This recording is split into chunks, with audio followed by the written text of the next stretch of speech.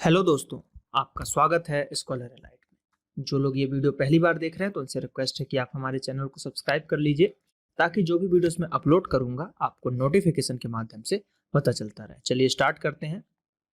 आज हम दोस्तों यहाँ पर बात करेंगे भारतीय संविधान का, जो मैंने डिटेल सीरीज स्टार्ट की थी उसका पार्ट 11वें की हम बात करेंगे, जिसके अंतर्गत आज हम संसद वगैरह के बारे में जानेंगे, संसद से रिलेटेड चीजें देखेंगे, लोकसभा राज्यसभा के बारे में हम जानेंगे। तो चलिए स्टार्ट करते हैं। बात करें आज हम यहाँ पर तो संघ का शासन, यानी कि जिसके अंतर्गत जो है हम चीजें पढ़ चुके हैं। राष्ट्रपति को हमने पढ़ लिया है, मंत्री परिषद के पढ़ लिया हमने, कैबिनेट मंत्री, राज्य मंत्री और उप राज्य मंत्री, इन चीजों के बारे में हम पढ़ चुके हैं पहले पिछले वीडियो में। तो जिन्होंने अगर पिछला वीडियो नहीं देखा है तो कृपया करके देख लीजिए ताकि आपको मंत्री परिषद के बारे में पूरा पता चल जाए। अब जो आज पढ़ेंगे, आज हम क्या पढ़ेंगे? आज हम पढ़ेंगे विधानमंडल के अंतर्गत जो आपका संसद आएगा, संसद के अंतर्गत राज्यसभा, लोकसभा, इन सब चीजों के बारे में हम जानेंगे। तो इस चीज को हम पूरे लगभग 2 पार्ट में हम कवर करेंगे। आज मैं आपको राज्यसभा, लोकसभा के बारे में बताऊंगा, नामित सदस्यों के बारे में भी बताऊंगा, इन सब चीजों के बारे में बताऊंगा। और कुछ जो पार्ट रहेगा तो ये वीडियो 2 पार्ट में रहेगा संसद से रिलेटेड। तो आज हम जो चीज पढ़ने वाले हैं वो मेनली संसद पे फोकस रहेगा। तो चलिए स्टार्ट करते हैं। बात करेंगे हम संसद की या फिर पार्लियामेंट की।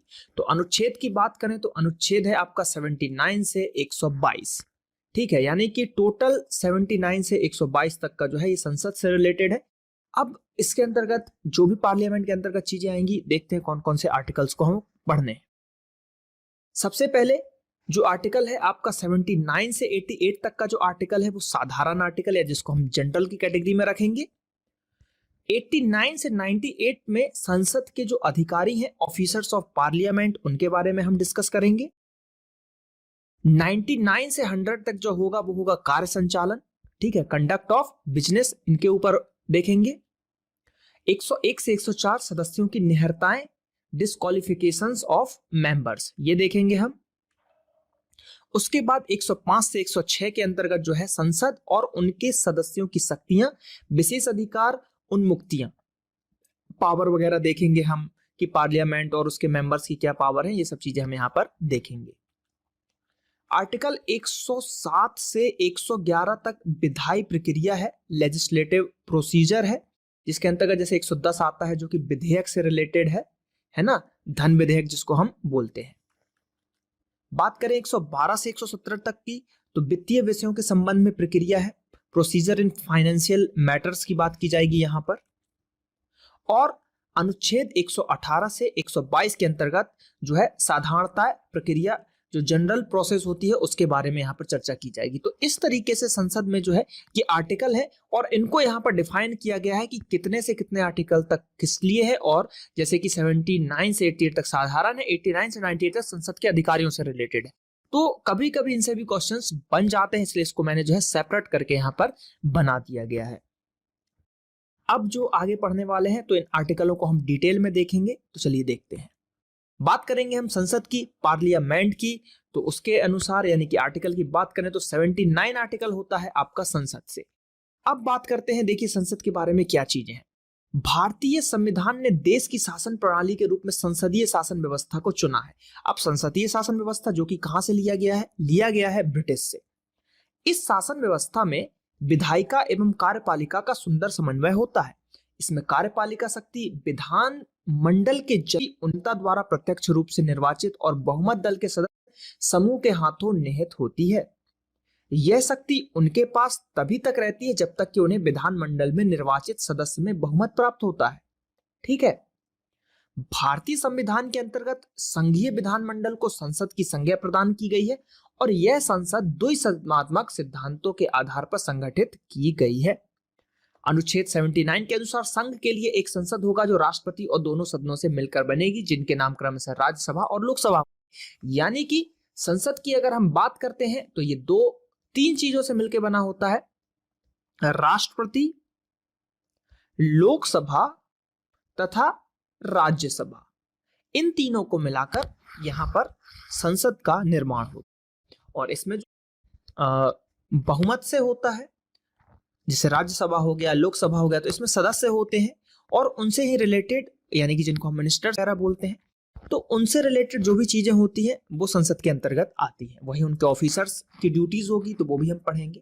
तो ये सब चीजें जो है आपके संसद से रिलेटेड होती है।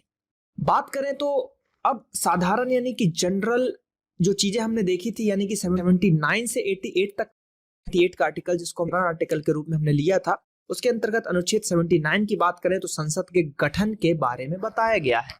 संसद के गठन, अब संसद के गठन के बारे में बताया गया तो यहाँ पर देखिए क्या बोला जा रहा है, संसद पार्लियामेंट ये किस किस से, राष्ट्रपति और राज्यसभा और Lok Sabha, the house of the people और द काउंसिल ऑफ स्टेट्स, इनसे मिलकर हमारा संसद बना है। इन तीन का ये क्वेश्चन में बहुत बार आता है कि इनमें से कौन सा संसद का सदस्य नहीं है, यानी कि ऑप्शन दे देगा कि कौन सा भाग संसद का नहीं है। ऑप्शन देगा राष्ट्रपति, प्रधानमंत्री, लोकसभा, राज्यसभा, तो आंसर हो जाएगा प्रधानमंत्री। तो ऐसी चीजें जो है क्वेश्चन में कई तरीके से घुमा के पूछा जाता है। तो आपको याद रखना है कि राष्ट्रपति, राज्यसभा और लोकसभा से मिलकर हमारा संसद बनता है। तो संसद का गठन का आर्टिकल है 79। तो यह आर्टिकल आपको बिल्कुल नहीं भूलना है। 79 आर्टिकल संसद के गठन से रिलेटेड है। अब बात करते हैं, देखिए वही चीज नीचे लिखी गई है कि संघ के लिए एक संसद होगी जो राष्ट्रपति और 2 सदनों से मिलकर बनेगी, जिनके नाम राज्यसभा और लोकसभा होंगे। ठीक है, यानी कि राज्यसभा और ये हमारा लोकसभा हो गया। बस देखिए चीजों को पढ़ते जाइए और जैसे ही हमारी ऑब्जेक्टिव सीरीज इसका ऑब्जेक्टिव का पार्ट अपलोड होगा तो आप उनको देख लेंगे तो ये एकदम क्लियर हो जाएगा। तो इसलिए डिटेल को देखना बहुत जरूरी है। अब बात करते हैं आर्टिकल 80 की। इसके अंतर्गत बोला गया है राज्यसभा की संरचना। हमने 79 में क्या देखा, 79 में हमने देखा संसद, 80 में हम यहां पर क्या देख रहे हैं, राज्यसभा देख रहे हैं। तो राज्यसभा की संरचना की बात की जा रही है। तो देखिए क्या बोला जा रहा है, राष्ट्रपति द्वारा खंड 3 के उपबंधों के अनुसार नाम निर्देशित किए जाने वाले 12 सदस्यों और राज्यों के और संघ राज्य क्षेत्रों के 238 यानी कि 238 से अनधिक जो है प्रतिनिधियों को, इससे अधिक नहीं होंगे, से मिलकर बनेगी आपकी क्या, राज्यसभा। तो इसमें देखिए एक चीज आप देख रहे होंगे, जैसे कि यहां पर ये 3 लिखा गया है, यहां पर ये 1 लिखा गया, तो इसका मतलब क्या है, तो ये जो है संशोधन है, संविधान संशोधन है। तो देखिए इसकी डिटेल देखते हैं यहां पर। तो डिटेल की अगर हम बात करें तो देखिए 1 लिखा था, यानी कि इसकी बात की जा रही है, तो वो है आपका 35वां संशोधन। 35 नंबर का जो संशोधन हुआ था उसके तहत अधिनियम 1974 की धारा 3 के द्वारा राज्यसभा के स्थान पर इसको प्रतिस्थापित किया गया था, यानी कि इसको जो है यहाँ पर जोड़ा गया। और संघ राज्य क्षेत्रों, राज्यों के संघ राज्य क्षेत्रों के, तो संघ राज्य क्षेत्र की बात अगर हम करेंगे यहाँ पर तो जो था ये 7वां संविधान संशोधन। ठीक है, 7वां संविधान संशोधन के अंतर्गत जो है धारा 3 में ये जोड़ा गया था। और 2 नंबर देखिए यहाँ पर है, तो इसमें क्या किया गया था कि जो 36वां संविधान संशोधन था उसके तहत जो है 10वीं अनुसूची के पैरा 4 के उपबंधों के अधीन रहते हुए शब्दों का लोप किया गया था। तो ये सब चीजें जो है संशोधन के तहत हुई थी। लेकिन आपको जो है मेनली याद रखना है, वो याद रखना है कि कितने टोटल 238 सदस्य होते हैं और जो 12 जो है राष्ट्रपति के द्वारा मनोनीत किए जाते हैं। ये चीजें आपको याद रखनी है जो एग्जाम में आपके आएंगी। मैं इतनी डिटेल्स इसलिए ले लेता हूं क्योंकि अगर आप मेंस वगैरह की प्रिपरेशन कर रहे हो तो उसमें ये आपके लिखने की दृष्टि से बहुत ही अच्छा काम करेगा। तो इन चीजों को आपको ध्यान रखना है। बात करते हैं आर्टिकल 80 की ही। तो राज्यसभा में राज्यों के जो ये संशोधन के तहत जो जोड़े गए थे संघ और राज्य क्षेत्रों के प्रतिनिधियों द्वारा भरे जाने वाले स्थानों का आवंटन 4वीं अनुसूची में इस निमित्त अंतर्विष्ट उपबंधों के अनुसार होगा। राष्ट्रपति द्वारा खंड 1 के उपखंड का के अधीन नाम निर्देशित किए जाने वाले सदस्य ऐसे व्यक्ति होंगे जिन्होंने निम्नलिखित विषयों में जो है व्यवहारिक या उनको अनुभव होगा, अर्थात यानी कि साहित्य में, विज्ञान में, कला में और समाज सेवा में।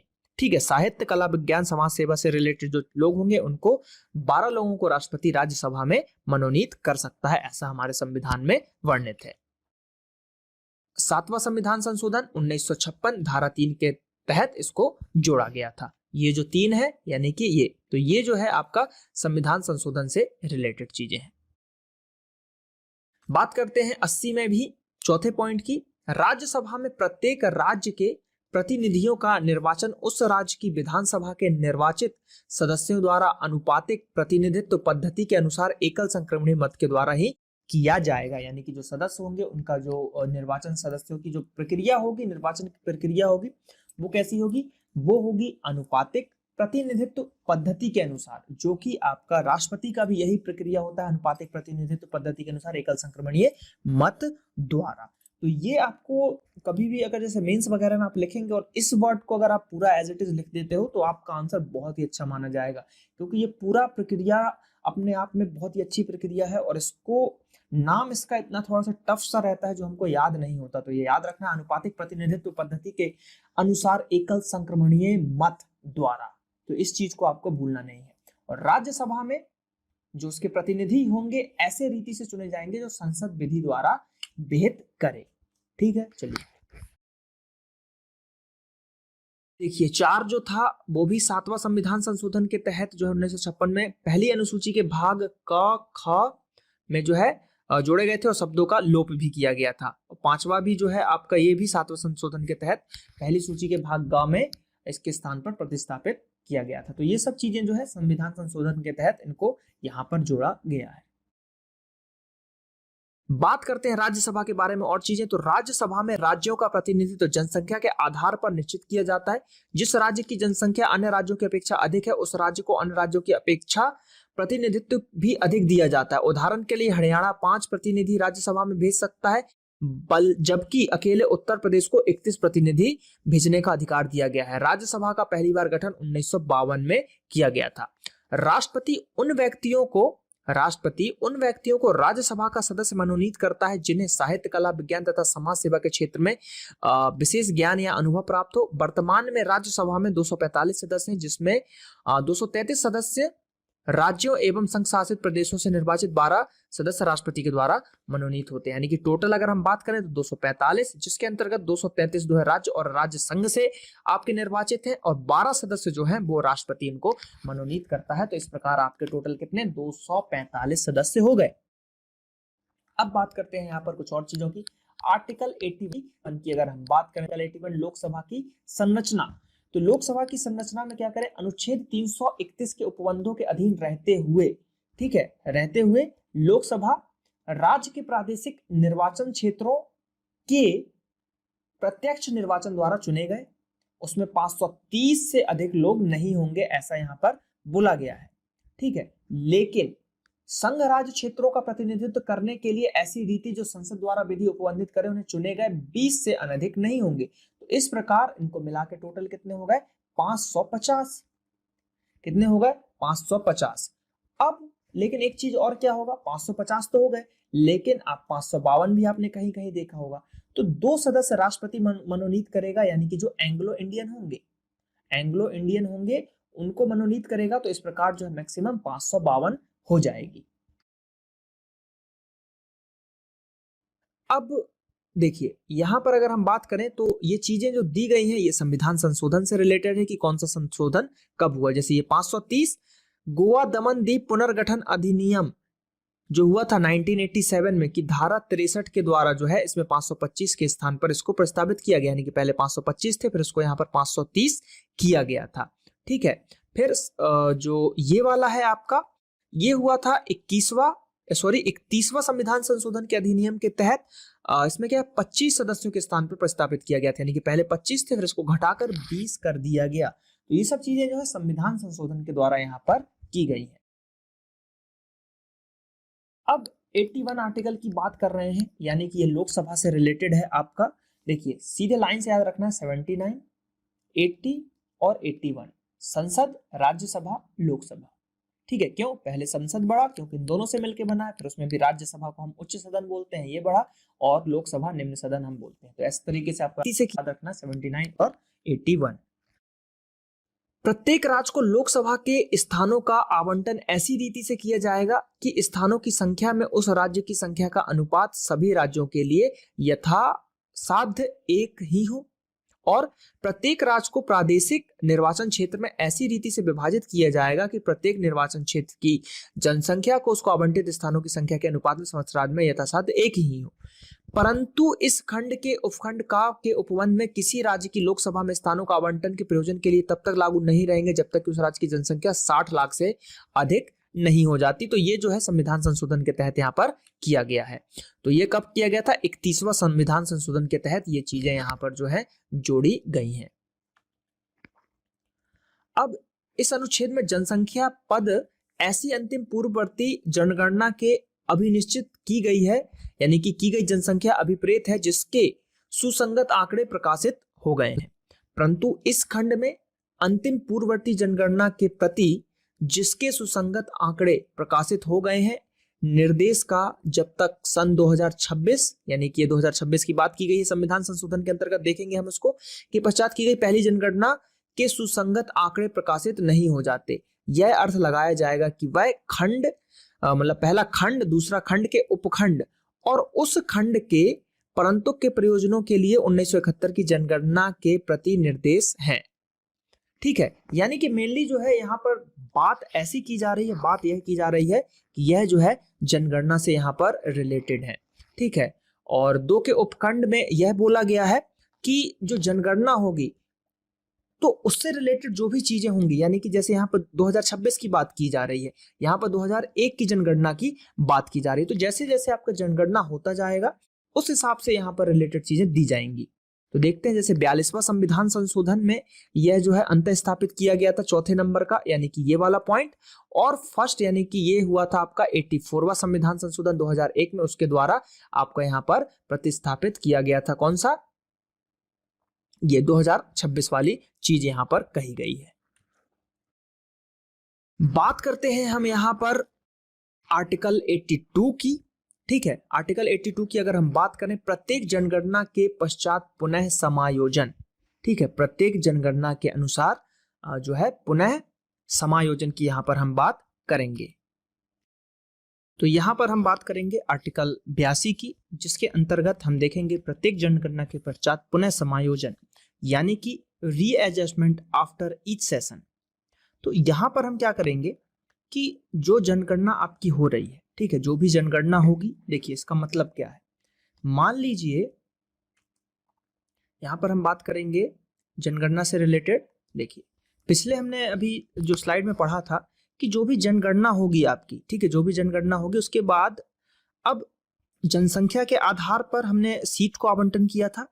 ठीक है, जनसंख्या के आधार पर हमने लोकसभा में सीट बांटे थे। अब मान लीजिए अभी 2011 की जनसंख्या हुई, फिर उसके बाद कोई जनसंख्या और हुई, दूसरी जो जनगणना हुई।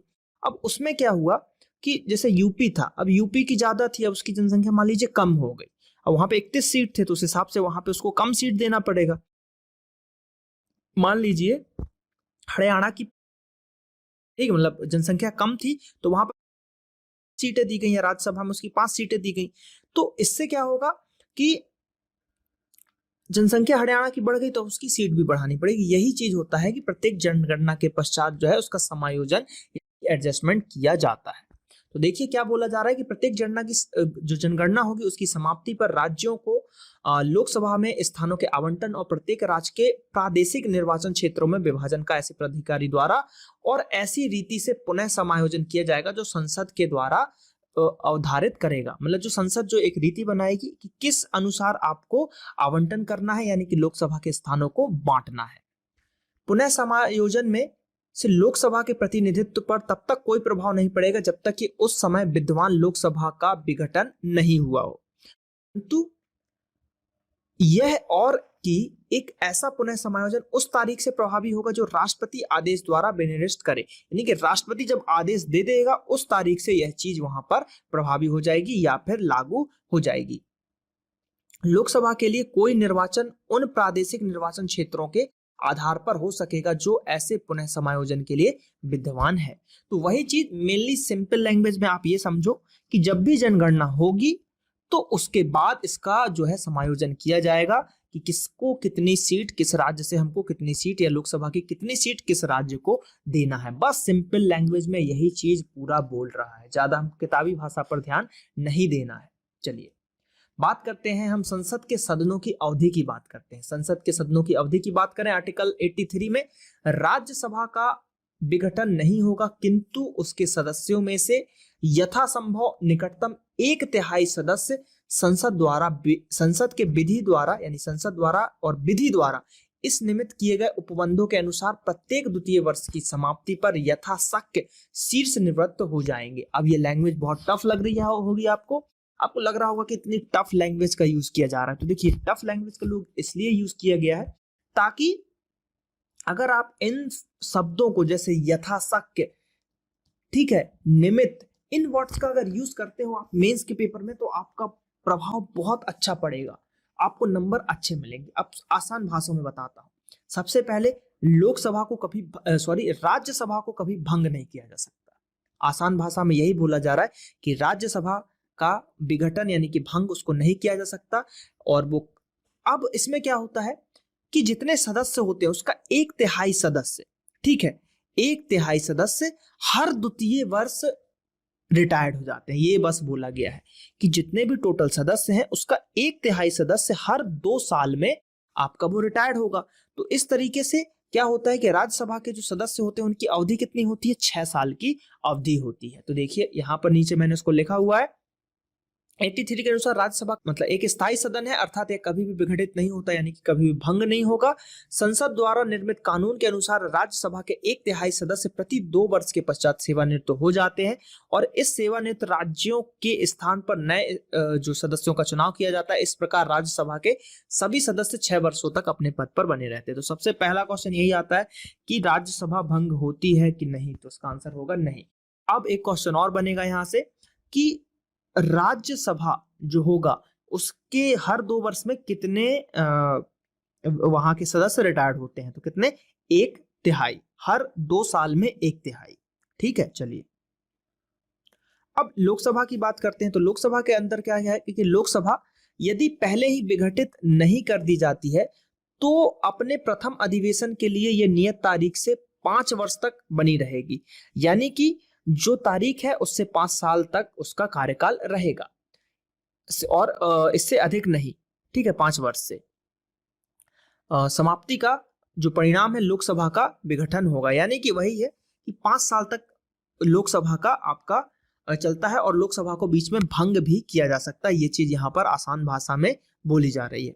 परंतु उक्त अवधि को यानी कि जिस समय से उसकी नियत तारीख से वो स्टार्ट हुआ, जब आपातकाल की घोषणा होगी और उसमें परिवर्तन होगा तब संसद विधि द्वारा ऐसी अवधि के लिए बढ़ सकेगी जो एक बार में 1 वर्ष से अधिक नहीं होगी। यानी कि अगर उसकी अवधि है तो उसकी अवधि को आपातकाल के दौरान बढ़ा सकते हैं और वो एक बार में 1 साल से अधिक नहीं जो है बढ़ेगी। ये चीज यहाँ पर बोला गया है। ठीक, आसान भाषा में अगर बात करें तो एक बार में 1 वर्ष से ज्यादा अधिक नहीं होगी और उद्घोषणा के जो प्रवर्तन है में ना रह जाने के पश्चात उसका विस्तार किसी भी दशा में 6 माह की अवधि से अधिक नहीं होगा। चलिए देखिए यहाँ पर जो चीज मैं बताना चाह रहा हूं, ये देखिए एक जो लिखा हुआ है, ये देखिए कौन सा 44वां संविधान संशोधन की धारा जो है 13 के अनुसार 6 वर्ष शब्दों के स्थान पर प्रस्तावित किया, यानी कि पहले 6 वर्ष था, अब इसको जो है कितना 5 वर्ष कर दिया गया। तो ये चीजें आपको थोड़ी सी ध्यान रखना है कि जो है 44वां संविधान संशोधन का उसके तहत इसको जो है 6 से 5 वर्ष किया गया। बात करते हैं आर्टिकल 84 की। तो संसद की सदस्यता के लिए अहर्ताएं यानी कि क्वालिफिकेशन की यहाँ पर बात की जा रही है। कोई व्यक्ति संसद के किसी स्थान को भरने के लिए या फिर उसे चुने जाने के लिए कब होगा आहत, यानी कि उसकी क्वालिफिकेशन क्या होगी? तो पहले तो भारत का नागरिक होना चाहिए और निर्वाचन आयोग द्वारा इस निमित्त प्राधिकृत किसी व्यक्ति के समक्ष तीसरी अनुसूची में इस प्रयोजन के लिए दिए गए प्रारूप के अनुसार शपथ लेता है और यह प्रतिज्ञान करता है कि वह उस पर अपने हस्ताक्षर करता है। तो मेनली ये सब चीजें यहाँ पर बोली गई हैं। वह राज्यसभा के स्थान के लिए कम से कम 30 वर्ष की आयु और लोकसभा के स्थान के लिए कम से कम 25 वर्ष की आयु, यानी कि राज्यसभा के लिए 30 साल, लोकसभा के लिए 25 साल उसकी उम्र होनी चाहिए। उसके पास ऐसी अन्य अहर्ताएं हैं जो संसद द्वारा बनाई गई किसी भी विधि द्वारा या उसके अधीन इस निमित्त पर भेद की जाए। ये सब चीजें बोली गई हैं। संसद के सत्र या फिर सत्र जो है समय पर उससे रिलेटेड चीजें, सत्रावसान और विघटन यानी कि सेशन ऑफ पार्लियामेंट की बात की जा रही है। ये सब चीजें यहाँ पर बोली जाएंगी कौन से आर्टिकल आपके 85 के द्वारा। अब इसमें क्या बोला जा रहा है कि राष्ट्रपति समय समय पर संसद के प्रत्येक सदन को ऐसे समय और स्थान पर जो वह ठीक समझे अधिवेशन के लिए आहूत करेगा यानी बुला सकता है, और किंतु उसके एक सत्र की अंतिम बैठक और आगामी सत्र की प्रथम बैठक के लिए नियत तारीख के बीच 6 मास का अंतर जो है नहीं होगा। ये चीजें यहाँ पर बोला जा रहा है। राष्ट्रपति समय समय पर सदनों का या किसी सदन का सत्रावसान कर सकेगा। लोकसभा का विघटन भी वह कर सकता है। कौन? हमारा राष्ट्रपति। आर्टिकल 86 की अगर हम बात करें तो 86 में क्या बोला जा रहा है? सदनों के अभिभाषण का और उनको संदेश भेजने का राष्ट्रपति का अधिकार। ठीक है, राष्ट्रपति संसद के किसी एक सदन में या एक साथ समय के दोनों को एक साथ बुलाकर उसका अभिभाषण करेगा और इस प्रयोजन के लिए सदस्यों की उपस्थिति की अपेक्षा कर सकता है। राष्ट्रपति संसद में उस समय लंबित किसी विधेयक के संबंध में संदेश या कोई अन्य संदेश संसद के किसी सदन को भेज सकता है या भेज सकेगा। जिस सदन को कोई संदेश इस प्रकार भेजा गया है वह सदन उस संदेश द्वारा विचार करने के लिए अपेक्षित विषय पर सुविधा अनुसार शीघ्रता से विचार करेगा। यानी कि वही चीज बात जा रही, कोई भी विधेयक है उसको वो वापस भेजेगा आपके संसद के पास कि आप भैया इस पे फिर से विचार कीजिए, इसके विषय को देखिए, शीघ्रता से इस पर विचार कीजिए। तो ये सब राष्ट्रपति संसद को बोल सकता है और संसद के दोनों सदनों को बुलाकर जो है उसके अभिभाषण करेगा, स्टार्टिंग में करेगा, अंत में करेगा। ये सब चीजें राष्ट्रपति संसद से रिलेटेड चीजें यहाँ पर कर सकता है। अब राष्ट्रपति का विशेष अभिभाषण, स्पेशल जो एड्रेस बाय द प्रेसिडेंट। बात करें राष्ट्रपति लोकसभा के लिए प्रत्येक साधारण निर्वाचन के पश्चात प्रथम सत्र के आरंभ में और प्रत्येक वर्ष के प्रथम सत्र के आरंभ में एक साथ समवेत संसद के दोनों सदनों में अभिभाषण करेगा और संसद को उसके आह्वान के कारण बताएगा। यानी कि वही है संसद, यानी कि लोकसभा जो है हमारी, लोकसभा के प्रत्येक जो भी निर्वाचन होता है उसके बाद जो पहला सत्र होता है उसमें, और जो एक साथ लोकसभा और राज्यसभा के उसमें अभिभाषण अभिव्यक्ति देता है हमारा राष्ट्रपति। और प्रत्येक जो सेकंड पॉइंट है यहाँ पर, प्रत्येक सदन की प्रक्रिया का जो है आपका विनियमन। ठीक है, विनियमन की बात करें तो करने वाले नियमों द्वारा ऐसे अभिभाषण में निर्दिष्ट विषयों की चर्चा के लिए समय नियत करने के लिए उपबंध यहाँ पर किया गया है। तो ये सब चीजें जो है राष्ट्रपति, सीधी सीधी बात है, आपको ये याद रखना है कि जब संसद का निर्वाचन हो जाता है, लोकसभा राज्यसभा से रिलेटेड चीजें, प्रक्रिया पूरी हो जाती है, तो उसका जो पहला सत्र होता है वो राष्ट्रपति बुलाता है। ये चीज आपको याद रखना है। और वर्ष के जो है और प्रत्येक वर्ष का प्रथम सत्र के आरंभ में भी राष्ट्रपति जो है अभिभाषण करता है। तो ये बस आपको याद रखना है। यहाँ आर्टिकल 88 की बात करें तो इसके अंतर्गत हम देखते हैं सदनों के बारे में मंत्री और महान्यायवादी के अधिकार। प्रत्येक मंत्री, मिनिस्टर और भारत के महान्यायवादी यानी कि अटॉर्नी जनरल ऑफ इंडिया को यह अधिकार होगा कि वह किसी भी सदन में, दोनों सदनों की संयुक्त बैठक में और संसद की किसी समिति में जिसमें उनका नाम सदस्य के रूप में दिया गया है, बोले और उनकी कार्य जो है वाहियों में अन्यथा भाग लें, किंतु इस अनुच्छेद के आधार पर वह मत देने का हकदार नहीं होगा। मेनली यहाँ पर बात यही की जा रही है महान्यायवादी की कि वो किसी भी सदन में जाकर बैठ सकता है। उनकी दोनों सदनों की बैठक, संसद की समितियों में उनका नाम सदस्य के रूप में वो दिया गया है, वह बोल सकते हैं, भाग ले सकते हैं, लेकिन बस वो मत या वोटिंग नहीं कर सकते। ठीक है, ये चीज यहाँ पर बताई गई है अटॉर्नी जनरल के बारे में, rights of minister and attorney general के बारे में यहाँ पर बोला गया है। ठीक है, चलिए, तो यहाँ पर जो है ये वीडियो संसद का पार्ट 1 था, जिसके अंतर्गत कुछ चीजें देखी। अभी पार्ट 2 इसका बाकी है, जिसके अंतर्गत और चीजें हम देखेंगे। तो पार्ट 2 जल्द ही आप लोगों के सामने आएगा, तो हमारे चैनल को सब्सक्राइब कर लीजिए ताकि आप ज्यादा से ज्यादा वीडियोस को देख सके। चलिए, मिलते हैं अगले वीडियो में। धन्यवाद। जय हिंद, जय भारत।